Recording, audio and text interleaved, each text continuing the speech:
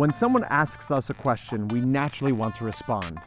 So if we're asking someone else a question and we want a particular response, we need to make sure we're asking the right type of question. There are 5 main types of question-response pairs. The first type is binary. Too little short for a stormtrooper? Huh? The answer is a yes or no.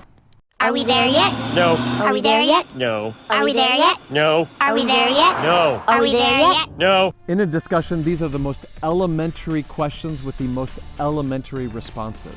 Any chance Lieutenant Kendrick left your office and said, the old man is wrong? No. But it doesn't mean that they have less value than other kinds of questions. Binary responses and questions can be used in many different ways.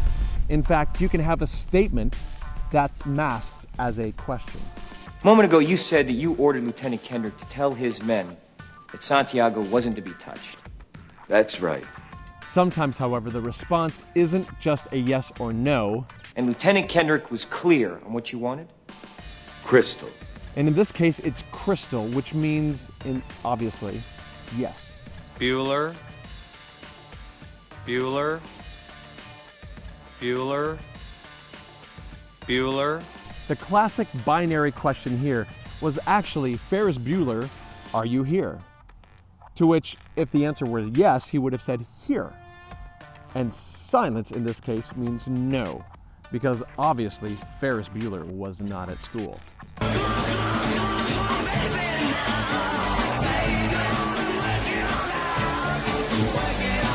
If many binary questions are asked in a row, it helps to drive home a point. You ever served in an infantry unit, son?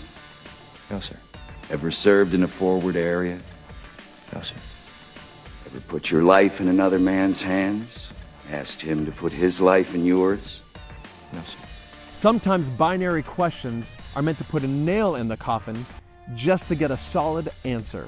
Did you order the code red? Oftentimes, binary questions set up a train of thought. They set up a discussion. They get everyone going in one direction. And then other questions can explore from there, but these don't quite do the exploring. They just set the facts in place.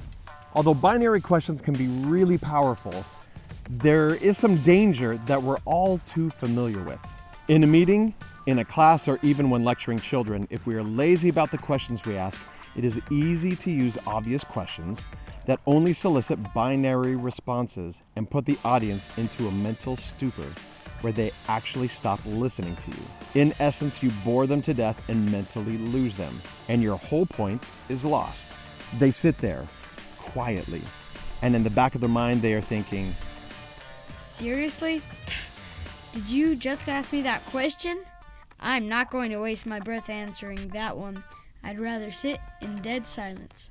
Questions that have a binary response can be used for good if used strategically, or evil if you're lazy.